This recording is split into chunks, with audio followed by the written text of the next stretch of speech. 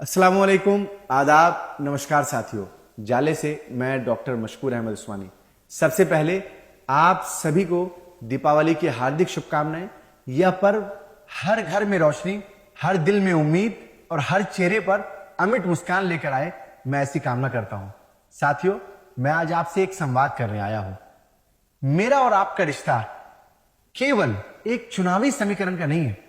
मेरा और आपका रिश्ता एक पवित्र भावना का रिश्ता है, एक अटूट विश्वास का है। वह विश्वास जो आपने 2020 के विधानसभा चुनाव में मुझ पर बरसाया था। आपका असीम प्यार, निस्वार्थ सहयोग और कड़ी मेहनत मेरी सबसे बड़ी ताकत बनी और इसी ताकत का नतीजा था कि 66,000 लोगों का मुझे आशीर्वाद मिला, जो जाले के इतिहास में पहली बार हुआ। यह सिर्फ एक आंकड़ा नहीं है साथियों, बल्कि यह जाले के जनता की दिलों की धड़कन, उनके दिलों की आवाज है। पिछले 5 वर्षों में चुनाव के विपरीत के परिणाम के बाद भी मैं आप लोगों के बीच रहा, आपके सुख दुख में आपका साथी बना, आपके हाथ को थामने की कोशिश की। मेरा दृढ़ विश्वास है कि जनता और जनप्रतिनिधि का जो रिश्ता होता है वो सिर्फ खोखले वादों का नहीं होता है, बल्कि गहरे विश्वास का और निरंतर संवाद से वो रिश्ता गहरा होता है और वो रिश्ता बना रहता है। इसी विश्वास को और मजबूत करने के लिए हमने जाले में 3 महीने की जाले न्याय यात्रा निकाली। इस जाले न्याय यात्रा में 478 किलोमीटर की पद यात्रा कर मैं हर गली, हर मोहल्ले, हर गांव, हर खेत खलियान तक पहुंचा। यह यात्रा में जो आप लोगों ने मुझे प्यार और अपनापन दिया, मुझे मां जैसा आशीर्वाद दिया आपने, यही मेरी सबसे बड़ी पूंजी बनी। मैं लगातार पार्टी की योजनाओं को जनता तक पहुंचाता रहा। दिन रात एक करके हमने एनडीए सरकार को उखाड़ फेंकने की योजना बनाई कि जाले से भाजपा को उखाड़ कर फेंकना है और उसके लिए तमाम लोगों को संकल्पबद्ध किया। इसी समर्पण का परिणाम था कि कांग्रेस की जो सर्वे रिपोर्ट होती है, उस सर्वे रिपोर्ट के अंदर मेरा नाम सर्वे में सबसे पहले था, जो रिपोर्ट स्क्रीनिंग कमेटी को दी गई। और जब ये सर्वे रिपोर्ट स्क्रीनिंग कमेटी के बाद गई तो मैं भी निश्चिंत था कि पार्टी मुझे चुनाव लड़ने का दोबारा मौका देगी। किसी वजह से ऐसा लगा कि शायद ये सीट गठबंधन में कांग्रेस के खाते में नहीं आ रही है। तो इस मामले में जैसा कि मीडिया के माध्यम से हम लोगों को मालूम भी चला कि माननीय नेता प्रतिपक्ष श्री राहुल गांधी जी ने तेजस्वी यादव जी और लालू यादव जी से बात करके जाले की सीट कांग्रेस के अल्पसंख्यक कोटे के लिए ली।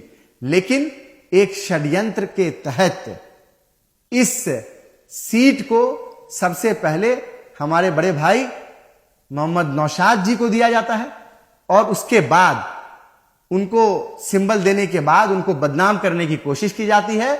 एक षड्यंत्र उनके खिलाफ भी रचा गया और अंततः जो लोग पार्टी में नहीं थे उन लोगों को ये बिना पार्टी की सदस्यता दिलाए हुए सिंबल दिया जाता है और हमसे ये कहा जाता है कि आप 2 सीट में नामांकन कीजिए, एक कांग्रेस पार्टी के प्रत्याशी के रूप में और एक निर्दलीय पार्टी के प्रत्याशी के रूप में।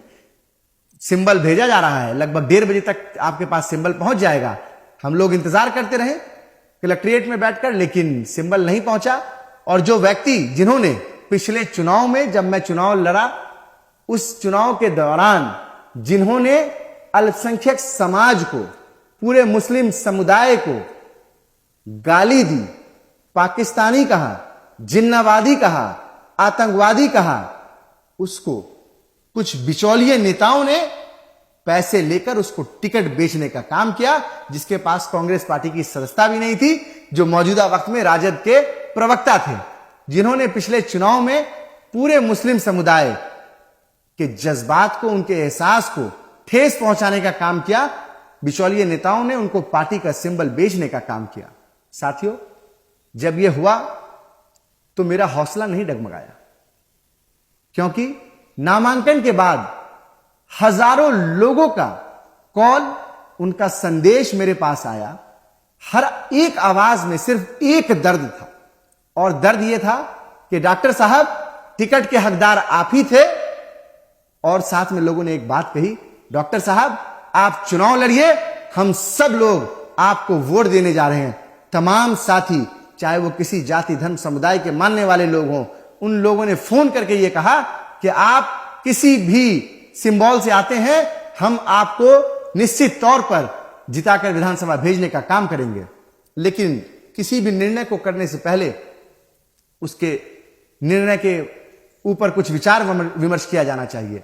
जब हजारों की तादाद में मेरे पास संदेश आया तो मैं क्षेत्र में निकला, तमाम अपने दोस्तों से, अपने साथियों से, क्षेत्र की जनता से, गरीबों से, अल्पसंख्यकों से, मुसलमानों से, दलितों से, पिछड़ों से, अति पिछड़ों से, महादलितों से मैंने विचार किया कि मुझे क्या करना चाहिए।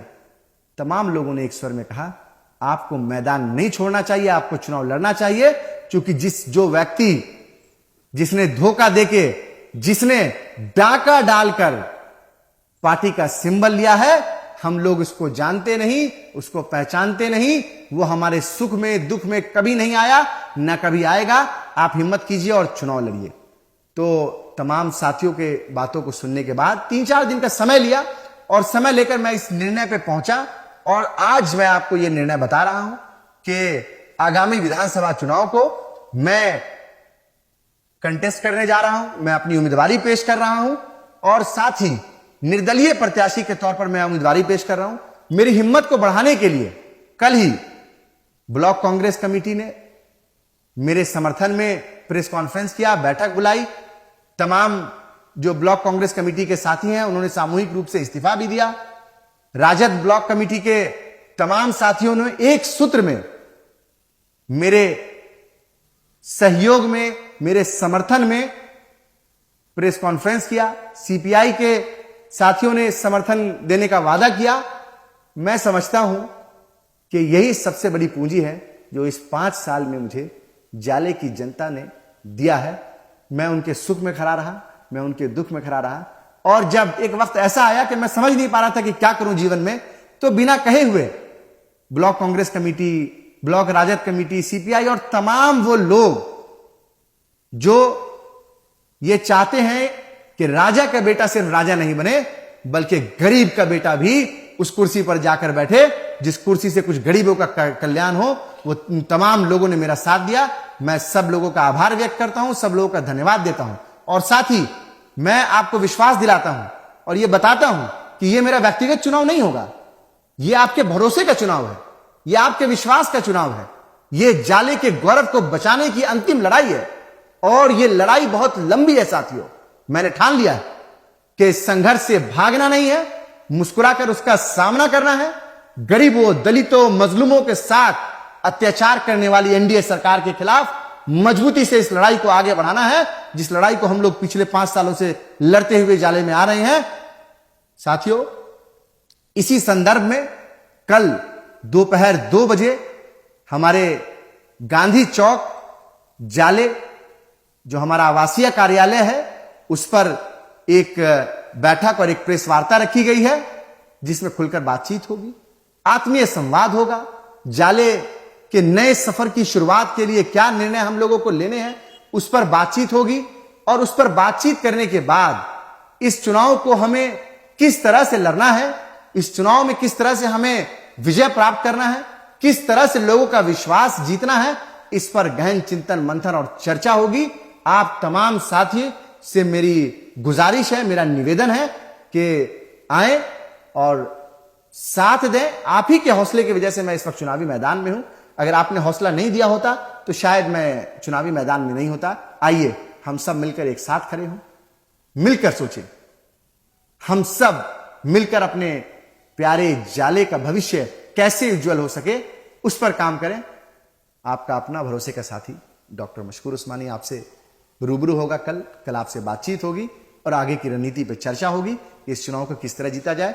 तमाम लोग जिन्होंने मुझे फोन किया, कॉल किया, तमाम गठबंधन की पार्टियां जिन्होंने ये समझा कि जिस तरह से टिकट का खेल पूरे बिहार में हुआ वो जाले में भी हुआ, उसके विरोध में जिन्होंने समर्थन दिया, मैं उनका आभार व्यक्त करता हूं, उनका धन्यवाद देता हूं। और यकीनी तौर पर सब लोगों ने एक बात खुल के कही कि एक व्यक्ति जो पढ़ा लिखा व्यक्ति था उसके ऊपर जिस तरह का लांछन लगाया गया पिछले चुनाव में, और जिसने लांछन लगाया पूरे मुस्लिम कौम के ऊपर, उस व्यक्ति को तो यह टिकट नहीं मिलना चाहिए। हमने कहा था कि अगर मुझे चुनाव नहीं लड़ाना है तो आप हमारे ब्लॉक अध्यक्ष को चुनाव लड़ा दीजिए, आप हमारे ब्लॉक के सचिव को लड़ा दीजिए, महासचिव को लड़ा दीजिए, आप किसी भी आम कार्यकर्ताओं को ब्लॉक के चुनाव लड़ा दीजिए। हम लोग तन मन धन और समय देकर उस प्रत्याशी को विजय दिला के लाएंगे। लेकिन जानबूझकर एक षड्यंत्र के तहत यह किया गया है और हमें इस षड्यंत्र को रोकना होगा, इस षड्यंत्र का पर्दाफाश करना होगा और जाली की लड़ाई को मजबूत करनी होगी। मिलते हैं कल 2 बजे हमारे आवासीय कार्यालय गांधी चौक पे। बहुत धन्यवाद।